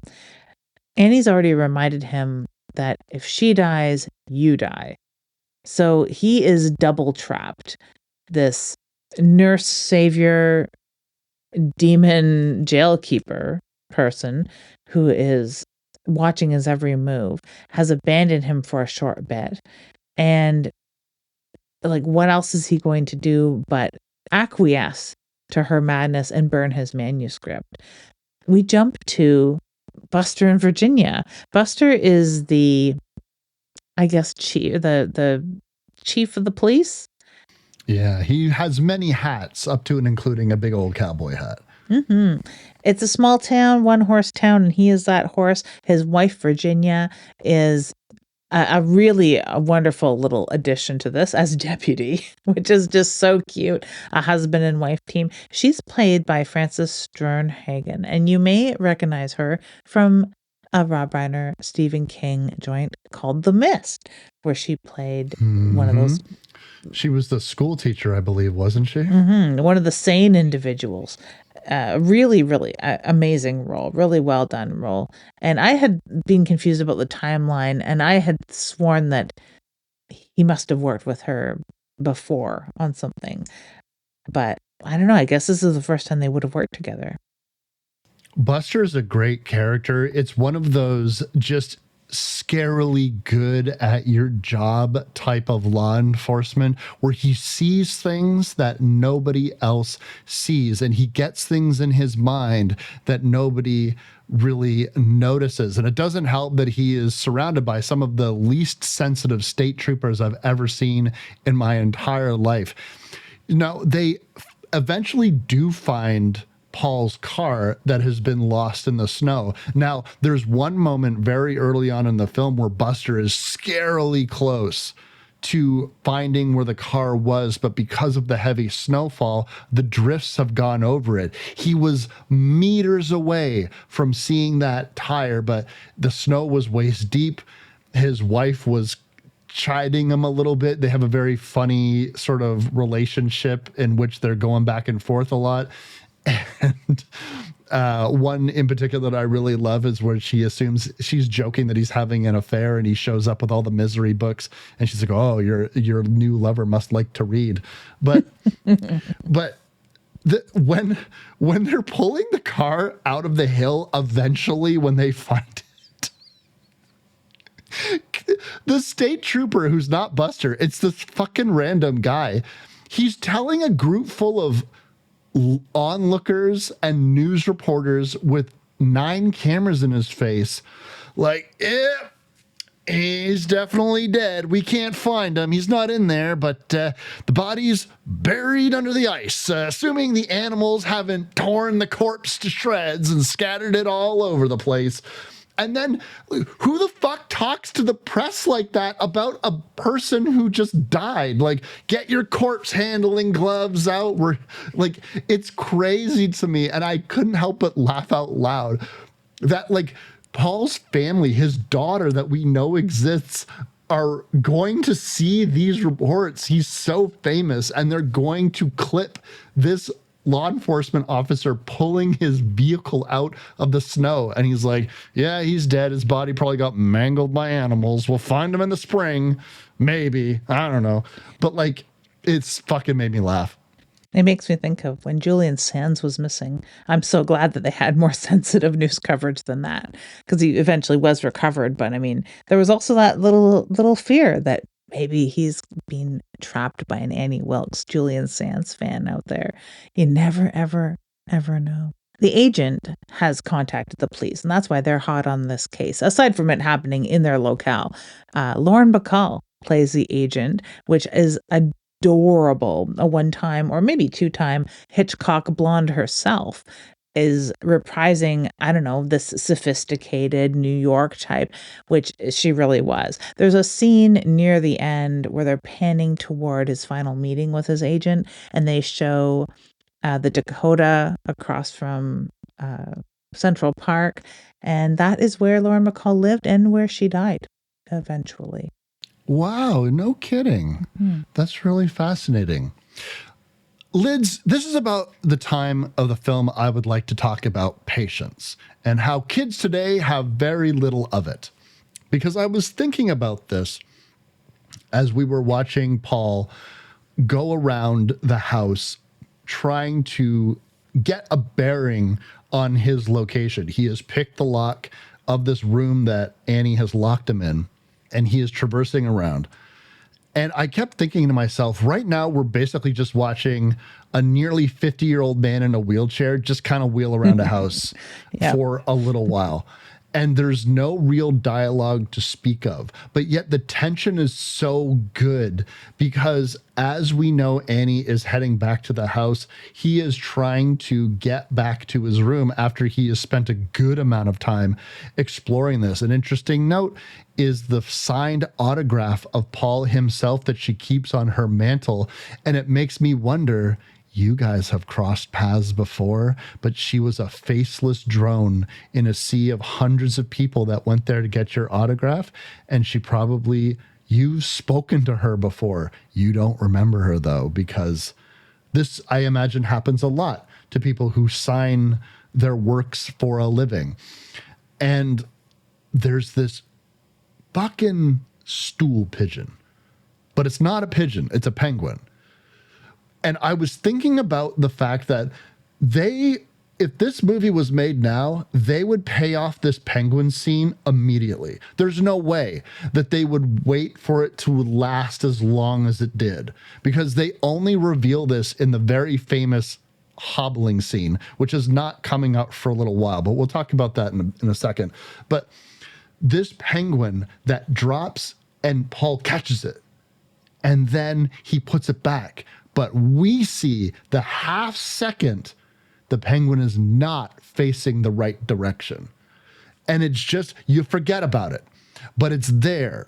And the cinematography and the direction, Rob Reiner's direction, they're like, we're going to show this. And I would wonder how many people now with our just absolutely devastated attention spans would miss this, one of the best tension scenes in the movie. I think it would play better with today's attention spans, or deficient attention spans, as it is in the book, where she lays hairs across things and in doorways and on drawers. And although she does kind of blow this out of proportion later on in the book, where she's convinced that he's been all around and in the shed and stuff, even though he can't get up and down stairs. She's like, you could have dragged yourself up there. Because whether it be by the breeze or herself, these hairs have been broken. But she knows for a long time in the book that he's been out and mobile, and doesn't like it. It rests. It percolates for that long and sort of germinates. But we don't know as the reader that she knows either. And here, I don't know, you'd have to be daft to think she doesn't notice that because of the way she is and how particular she is. And, when you've gone full goblin mode for as many years as this murderous bitch has, that she knows. She knows. But yeah, it could have been missed because it is so brief. And this is a sequence, very Hitchcockian sequence, where we're cutting back and forth to a lot of close-ups and back, and they're all very quick. And you sort of get into this, lulled into the complacency of, okay, we're going to get a long shot of this, and then a close-up of Paul, and then a macro of something he's touching. And then we get a long shot of the hull, and then a close-up of Paul, and then a macro of what he is touching. And it just goes on like that. So it just blends into all those other macros. So it is masterful from a cinematic point of view, but we don't have cinematic trained moviegoers anymore. They're trained on their phones or whatever for the most part, which is a disservice to those who do appreciate films still, whether they be fucking 12 years old or 200 years old. There are people out there that can watch a movie properly. I'm not talking about you. We're not talking about you when we disparage the short attention spans of today's people. Well, but I do need to emphasize that, as I've discussed in the show previously, I do not have my phone present while I'm watching a movie for the show. It's just, no. It's just like writing. This is work time. This is work time. It's not phone time. So when we see that Paul is traversing the house, getting back into his spot, maybe he gets away with it. He's got a lot of different things that he's been doing throughout the film, not least of which is his fucking sweatpants of holding. He loves to put things in his sweatpants. He's going to put pills in his sweatpants. He is going to hide all kinds of stuff where he feels that you can't, in the mattress, under the mattress, and in the mattress. All of his different tricks and ploys. Now, he is going to try to, at one point, even poison her by taking all of his capsules and turning it into a powder and then serving it in her wine. But like you had mentioned, her superpower is luck, and she spills it all over the place. So this romantic dinner that they have, and by the way, she does consistently allude to the fact that she is in love with him. First, it's just his mind, and then she loves all of him, and he plays with this, but it's not because he's feeling anything himself. He's literally trying to fucking survive. And so he knows the things to say to keep her going, to string her along. And as much as she protests about how she's not stupid, is particularly when talking about serials and all this kind of stuff, because initially when he starts writing the new Misery book that she is basically demanding of him, he doesn't like his direction, because in a weird way, and this is an interesting aspect of the film, she's kind of forcing him to write outside of the comfort of all of his superstitions. Whatever his pre-writing rituals are, fucked if that's happening. We don't even mention them, but I assume, based on how many post-writing rituals he has, there's gotta be first chapter rituals, second chapter rituals, first draft rituals, all of these rituals that I bet he has. But now he's simply in a room, he has to write, and we get a little bit of a montage as the time changes, day in, day out, writing. And when you got nothing to do but write, eat, and sleep, I mean, he's going to be pretty damn prolific. And while all of this time is passing, Buster is out here reading all of the Misery books, because the world seems to have moved on. I would imagine he is legally dead. I'm imagining they've had a mock funeral for him, or they're at least waiting till spring to find a body, perhaps to do a burial or something. But he seems to be the only one in town that is still concerned with the location of this writer. And there's something about this Annie Wilkes that he can't let go. And he's hoping to find something in the writing somehow, because even though his wife does rightfully mock him. What do you think? Is this going to be the solving the case because he wrote his own death into the story? And I don't blame her, although it is that kind of hard work that AI can save us from, because we could just put this all into Notebook LM and be like, point me out any consistencies between anyone in this area and these books, and it might have stumbled upon the one clue he stumbles upon, because there's something niggling in his mind that he won't let go. And we were talking about this before, like fascinations with true crime. If we stare at those crime scene photos long enough, Wes, there's something there. There's that little tiny clue that everyone's missing, that I'm missing, that I know is there. So I got to keep looking at the fucking photos. And that's what he's doing.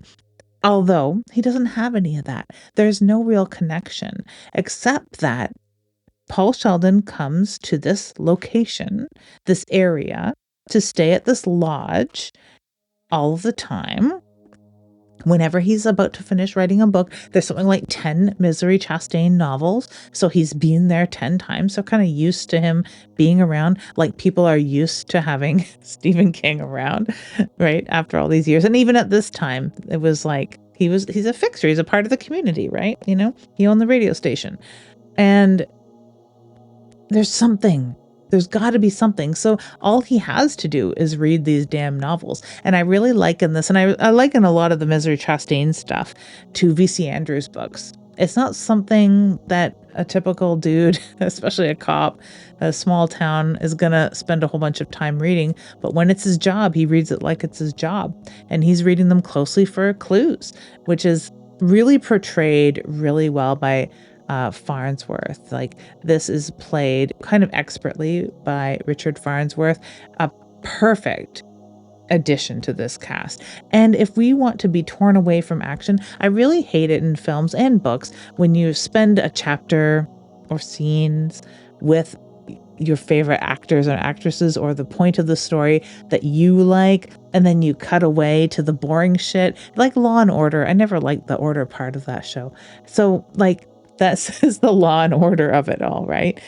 But I love spending time with this, cop and his wife. I really do. They've played it very, very well. And I'd rather spend time watching him read misery novels and gumshoe his way around the town than listening to that state trooper that said, well, we're just going to have to wait for the thaw. Animals probably dragged his body away, but we'll find out in spring. I'll never be over that. That is absolutely ridiculous. I think where Buster's coming from is he at least believes or suspects, even if he doesn't really articulate it, is that whoever might be responsible for rescuing him, because he did a visual inspection of the car, it looks like somebody did with a crowbar pry the door open of the vehicle. It at the very least means that Paul wasn't in the vehicle because somebody got him out. And if somebody was perhaps a fan of this writer, they would be a person who read all of their writings. And wouldn't it make sense that you could put yourself in the place of the reader by looking at the media that they were obsessed with consuming? And so it would, I understand his logic, or at the very least, it'll keep it top of mind so he doesn't stop thinking about it. It could just be simple mental exercise as he is trying to find any clue, any hint, like perhaps a new misery dropping in a very small town that only sells books at the stationery store, and somebody immediately bought a copy because they buy every copy of Misery, and the store owner makes sure that he has a copy set aside for this person who also recently bought a hell of a lot of stationery. Not to mention, it's also an angel of death and has been through the court system and actually did time for suspicion of murdering many, many, many, many people. So they play it up so much more in the book. She's known as the Dragon Lady, and we find this out on a recon mission of Paul's, where he finds her memory book. It had sort of been part of the background when he had his mishap with the penguin earlier, but he busts out again because she has a flip out over Misery, and this is the he didn't get out of the cock-a-doodie car, where she just goes full on enraged, dark, demon, dangerous, scared, and she takes off. And he finds this memory book that shows all of the dastardly things she's done. Or you could surmise, because you already know she's a little nuts, and she sort of vaguely, obliquely refers to murdering somebody. And you go through her medical career as a nurse in this memory book, and her marriage and divorce, the death of her parents, things that you would find in an old-timey scrapbook. And of course, news clippings about his disappearance, Paul Sheldon's. So it's already like things she's responsible for, kind of. And then you get into all of the court cases where she's called Dragon Lady, where she's probably killed many infants, killed geriatrics, and she has this stockpile of drugs, because we get to see him ferreting some drugs in his sweatpants, as you pointed out. She's got all kinds of drugs in there that were definitely stolen from hospitals. We don't know how long it's been that she hasn't been a nurse, or how long it's been since she was in the newspapers around town as someone who probably killed a lot of people. But yeah, we've really got a really stark picture painted of the sort of insanity that is bubbling here. When we get to the famous scene, probably the most famous scene, I feel like I see this fucking hobbling scene once a month somehow in a GIF or some horror documentary. It's always there. Holy shit, is this gnarly. The hobbling scene. Now, Annie is going to explain that she knows that he's gotten out at least twice. He has been drugged, and when he wakes up, he is strapped to the bed. He's healed mostly up at this point, and all the scars on his face are gone. He's looking quite well. It's been weeks and weeks and weeks. And she knows that he's up and about. She has taken the butcher knife that he had stolen, and she is going to break his legs. Now, this scene's fucking gross. I don't know how you feel about it, but holy shit. It's pretty gross. And I like how they cut away for the second one, because I think that our brain, or my brain anyway, has filled in the second ankle hobbling as more grotesque than the first, even though we don't actually see it. It's like the famous meat hook scene from Texas Chainsaw Massacre. We've sort of filled in with the more grotesque version in our imaginations and memory. So I really do like that it's not overtly grotesque, but they have effective prosthetics. It can be, so it's going to be a good effect. It looks very realistic. It happens very abruptly. And she says this is for the best in her nursey, matronly way, which is even more creepy. And we have really good Foley work. So we get this horrific crack, very good acting, where we see the pain on his face. We can feel the excruciating pain. And we've already been put in his shoes, for lack of a better word, many times when he flops off the bed, when she lifts him unceremoniously, and he's in a lot of excruciating pain, and he's, we're feeling it along with him. And this scene is the coup de grace, I guess, where we feel every bit of that sledgehammer. Oh man, yeah, it's a very good scene. It's less effective when you know it's coming, though, I will say. Yeah, and I definitely feel like I'm trying to put myself back into the position of imagine seeing this for the first time, because like I say, you see this image all the time, and it's a very famous scene, probably the most famous scene from not only this horror movie, but a lot of horror movies. And we are going to find ourselves in a position that Paul is in, where he now realizes that there's no way to get out of here. And he's prepping in one way or the other. And one way that is my favorite way, in which is basically working out with the typewriter. It's so good when it all comes to fruition. But Annie had said, well, you're pretty much healed and you're probably not going to be wanting to stay here soon. Don't say that you love me. Don't say that you want to stay, because I know that you don't. And now she's hobbled him again, and he realizes she's either going to continuously break my leg so I'm helpless here, or one of these times she's going to kill me. Now, she does brandish a gun, and this is when he starts to feel like, fuck, I got to do something, because help isn't going to be coming. I need to save myself, except help does come briefly. And much like Dick Halloran, it fucking ends up the exact same way. I'm so sad when Buster dies. I don't know how you feel about it, but it's so unbelievably sad. And Stephen King just seems to, I'm obviously talking about The Shining, because you have in The Shining, Dick Halloran like gets on a plane, travels all the way back by himself to the Overlook Hotel, gets in that fucking snowcat, goes all the way there, only to be in the building for 2.5 seconds before he gets absolutely gutted. And Buster is a little bit different. He manages to get to the farmhouse, talk to Annie, ask her a few questions, but he knows something is wrong. Now, Paul has been sedated and he has been ditched in a basement. And you think that, oh shit, Buster is not going to know that he's there. But after this whole long extended meeting is gone, and I definitely suspect that hot cocoa was poisoned, although it would be kind of ridiculous if she were to kill the only law enforcement there unless she absolutely had to. But there was a part of me that wondered if she was going to poison him, and just hope that she's gotten away with it like all the other times she's committed murder and gotten away with it. And when Paul comes to and clangs the barbecue in the basement, Buster comes back, and this gunshot is visceral. And this is easily the most gory thing in the movie.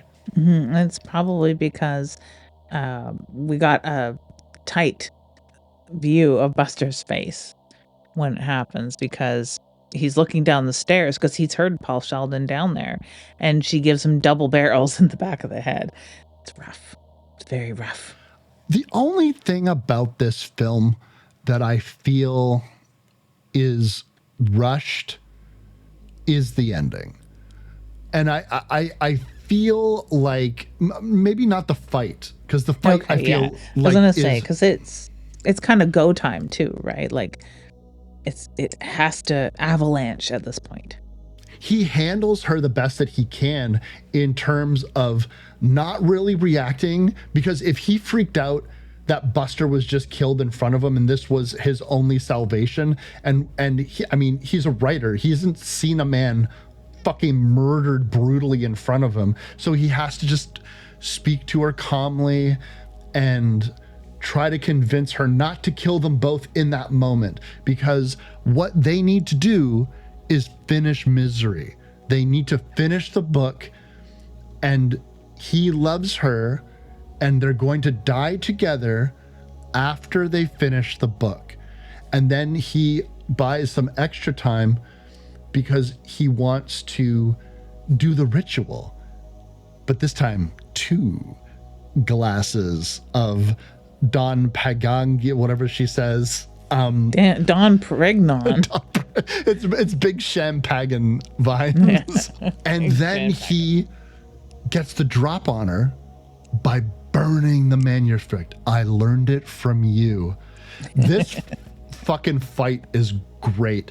There's something so fucking satisfying about it. But what do you think about this battle between these two people finally? Yeah, no, and I like that it does, like, I couldn't think of a better word than avalanche, right? The story takes place basically all in February in the screenplay. It doesn't seem to carry on to the spring.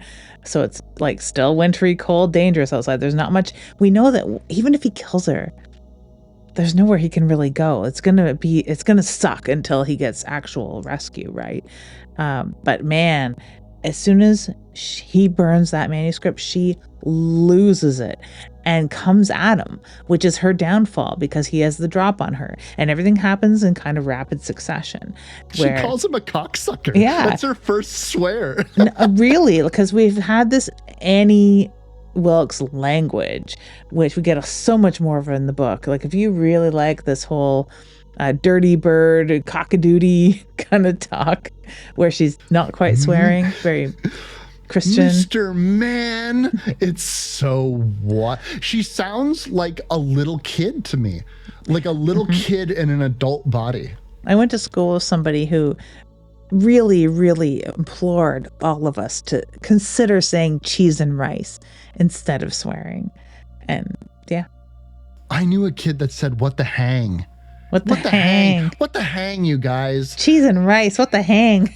I couldn't imagine being so brainwashed. But yeah, this is Annie Wilkes, and no one has really ever pulled it off. Like, we were watching the Castle Rock series, and it featured a young Annie Wilkes, and when we were watching this, I was saying how that scrapbook in this film and in the book really like lay out that film we're missing of the young Annie Wilkes and her rise to infamy as the Dragon Lady. I mean, I would watch that fucking movie in a heartbeat. Holy crap. But yeah, this, because we know how it ends. This is a brutal fight. And like, dealing with the cast that we have here, Richard Farnsworth was a notable stuntman. And we've had a lot of action films in the people that are working on the crew and the cast here. They really know the physicality. And of course, James Caan himself really knew what he was doing. I'd watched an interview where Kathy Bates is talking about her kind of fear, because she's not a physical actor in that way. Stunts is not her forte. And there's no way around it in this, because they're one-on-one, very close fighting, and it's very technical fighting, because you see her using her brute strength and her luck to get away from him, and him using desperation to get the one arm up on her at least. And the fact that he's moving a lot slower and he's fucking drugged and in a lot of pain. Sure, he's been working out with his 50-pound typewriter, but a 50-pound typewriter, I mean, that's not a lot of iron to be hefting. It's not going to get you too strong. The moment that I almost wanted to stand up and cheer like, fuck yeah! Him taking the charred bits of the fucking manuscript and choke on it. Like, fuck, man, him shoving that in her mouth. I was just like, and you realize what this film has effectively done. I am in this position where I feel like I've been at the mercy of this fucking character this whole time, and he finally has. It's all or nothing. It's like he's either going to kill her or die trying, and just that moment of satisfaction, you can feel it in the way that James Caan delivers those lines. It's just so good. Like, this is a fucking movie. You know what I'm saying? Like, this is good, man. I really like it. They have a very similar parallel scene in the book too, where he even like goes to the point of likening it to a rape, and that the worst he can do is all he can do now, and he's fine with it. He's fucking fine with it, becoming a worse monster now than she could ever be, because it's the only time in his life he's going to fight this hard, hopefully, right? And yeah, she is a force to be reckoned with. In full slasher film kind of fandom here, she isn't quite dead, even though he clocks her pretty good and she gets beamed on the head and she keeps coming back. And there's a point where she's like, tell me how it ends, Paul. And it's like, this is the wild Stephen King monster that is the worst, where they get so mundane and pedestrian, even in the height of their power or the throes of their death, they're always like, tell me how it ends, Paul. It's wild. And that is like pure Stephen King, captured expertly by Rob Reiner here. Like really, really, really good writing and great acting on this part, because like I was saying, Annie Wilkes, played of course by Kathy Bates, not a very physical person, and was putting her hands in the trust of James Caan, who knows his way around a fight or two, and just let herself sort of being flung around. And it was really distressing for her, because it's a distressing fight. She looks so beat up, and the blood and the puffy face from being beamed, like, and then she finally succumbs to her injuries and falls on him like dead weight. And it is such a nice shot, because it is like kind of what she kind of maybe always wanted, to be embraced by this man and just at his mercy. It's so pretty, but so gory at the same time, because this is the most blood we've seen in this film. Absolutely. There's one scene where initially you think she might be dead, where she drops head first onto the typewriter. And I don't know if, I know you saw a DVD version, but at least in the very cleaned up version I have, it's very obviously a dummy, but it actually kind of makes it so much more visceral and gross, and you definitely think that, oh, she's definitely dead. But then they effectively pull the wool over your eyes, and she comes back like fucking Jason Voorhees. And then when she's finally bludgeoned to death by a pig statue, I love all the bric-a-brac that she has around her house, and this one is just a little pig statue that's on the floor. We had dogs when I was growing up in our living room, these two white China dog things that were they were huge, and they sat in the corner of the living room, and my mom still has them. But and they were my grandmother's, but it reminded me of this, just picking one of those up and beating her to death. And then she dies, and then we roll over, and her eyes are open and she's vacant, and you're like, okay, this is a horror show. And that's how come this is absolutely, no matter what you want to say, all the suspense, this is a fucking abattoir, man. Like there is so much blood all over Paul that is the now deceased Annie's. I mean, it's a gore show. So that's great. The only thing, my just criticism of this movie, is I do not like the nadir of this movie. I think they should have cut to credits. I don't want this last scene. There's a very similar final scene in Gerald's Game too, and I could have done without it as well. But it's in the book, and this is also in the book. He even starts writing a new book in the book, right? It's nice, I guess, that we know he gets his life back, but. And we get a little bit more Lauren Bacall, if that's your thing, kind of dig that, right? I don't know if it's apparent in the film as it is, but it is mentioned in the screenplay and it's mentioned in the book that he sort of has this duality, this unfortunate dream time Schrodinger's Annie problem where they don't find her body. But then later on they do. She'd crawled into the barn and was clutching the chainsaw, ready to come back at him again, apparently, in the book. And in the screenplay, as it is, they mention that they didn't find her body and that she's out there somewhere. So it works that way, but it's not apparent when we're watching the film that he does have a real fear that she's out there, even though he knows in his heart of hearts that she's dead and he killed her. She's gone. She's not a threat anymore. But just because a cop said to him, it creates a fiction that they didn't find her body immediately, right? So that he is at the whims of fiction for the rest of his life again. And she's also become sort of a misery to him where she may never die. When he shows his new book that has now been published, he's walking with a cane now, probably for the rest of his life. And his publisher, praises him. Critics are loving it. He acknowledges that Annie Wilkes helped him in a way. And again, it showed that he was capable of writing a book without all of the rituals.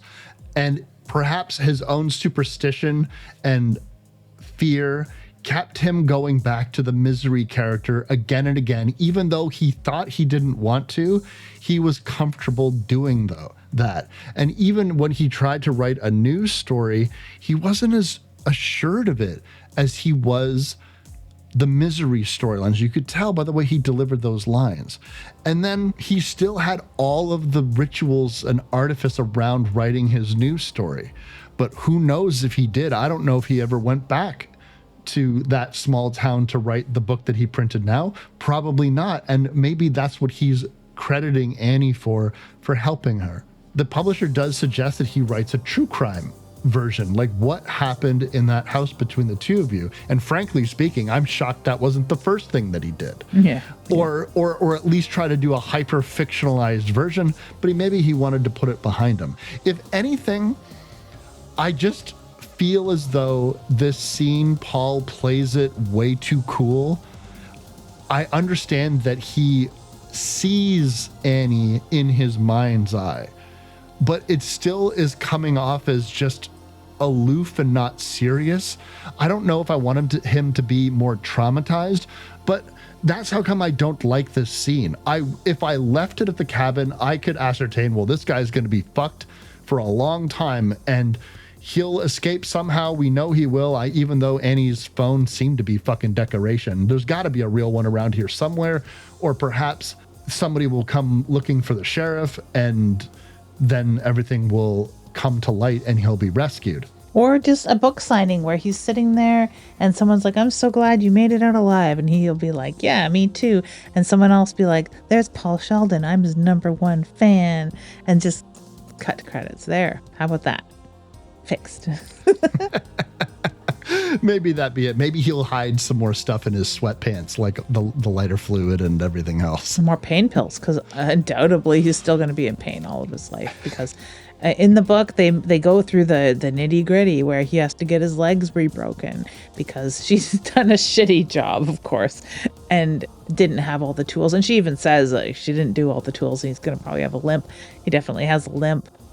He turns back to alcohol, has a hard time writing, and just is a shattered man. So that could have been the ending too. Yeah, that'd definitely be darker. But what do we got next for him? Coming up next, we are taking a hard right, even out of snowy climates, to, a nondescript time of year in the movie Talk to Me, which I really love. If you want paranormal horror, if you want supernatural elements in your horror, this is it. I absolutely love this film. I don't know, have you seen Talk to Me yet? Or its maybe counterpart from the same creator, Bring Her Back, was a very popular film too. I have seen Talk to Me. I have not seen Bring Her Back, although I understand that last year that film got a lot of praise from a lot of people. So I'll be interested to revisit Talk to Me. It was a very interesting story. It was definitely one of those horror films that when it had come out, people were talking about it quite a bit. And I had a sneaking suspicion that this was going to be a horror film that was going to carry on over the years. And as per usual, I'm correct. Of course you are. Of course you are, as always. I think that this is modern horror done right, and I really am excited to talk about that. Not that we're lost in the fuddy-duddy frump of Stephen King's Misery, where people used typewriters, goddammit, so long ago. But yeah, I am always excited about modern horror done right. And I think Talk to Me really, really hits it on the head. Much like slamming a typewriter down on Kathy Bates' head.